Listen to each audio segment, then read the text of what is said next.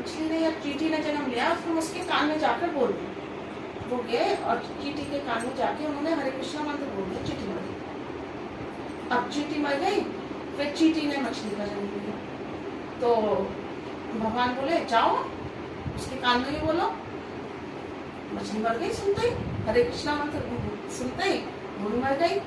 अब क्या हुआ, उस मछली ने लिया गाय का जन्म। गाय का जन्म लिया तो भगवान बोले जाओ जाके हरे कृष्णा मंत्र बोलो उसके कान में। तो उन्होंने हरे कृष्णा मंत्र बोला, गाय मर गई। अब नारद जी नारद जी बोले जिसके कान में हरे कृष्णा मंत्र बोलो वही मर जा रहा है। अब वही इंसान मनुष्य के जीवन में हुआ, वही गाय मनुष्य के जीवन में आई।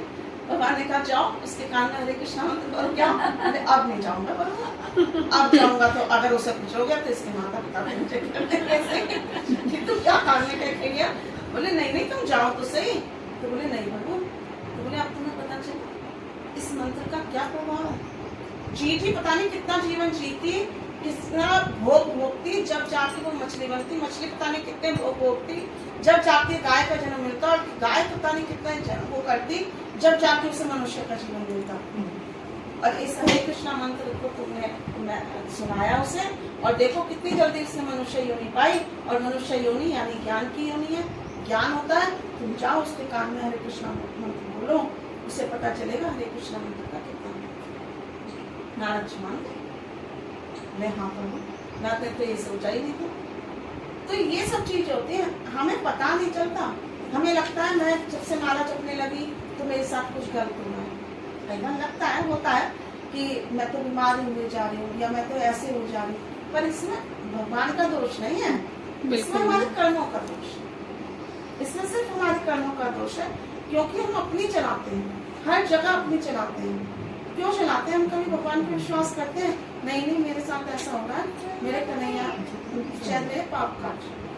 मतलब आप विश्वास नहीं करोगे, मैं लड़कर आ गई बीच में, तो मैं बहुत परेशान रही हूँ। ये 10-11 महीने जो मेरे गए बहुत ही बुरे गए मेरे पैरों की वजह से। तो मतलब मैं ये सोचती थी शायद भगवान जवानी में ही बुढ़ापा देके ये कष्ट दे मेरे वो कर रहा हूँ, खत्म कर रहा हूँ। क्यों कर रहा है कि बुढ़ापे में कौन झेलेगा, किसी के मैं क्यों आश्रित रहूं।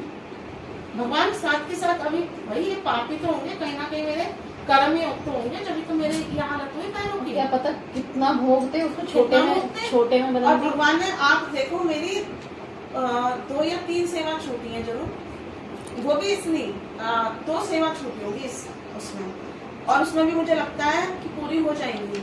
और 2 सेवा छुटवाई, देखो ये नहीं बहुत सारी। यही लगता था, माता जी ने भी कहा कि नहीं मना माता जी सेवा हो जाएगी, आप रेस्ट करो। सेवा नहीं तो कुछ भी नहीं। मैं क्या सेवा नहीं छोड़ूंगी, चाहे मैं मर के करूँ, चाहे थक के करूँ, चाहे मैं रो के करूँ, और करूँगी। कई बार तो मेरी स्थिति हो गई, पैर जाम हो जाते थे, वहाँ खड़े खड़े खड़े खड़े ऐसे जाम हो जाते थे कि मैं बता नहीं सकती। पर मुझे लगता था नहीं करनी क्या था, डर निश्चय, क्योंकि मुझे पता है ये नहीं करूँगी तो क्या करूँगी, मेरे पास तो कुछ काम ही नहीं है।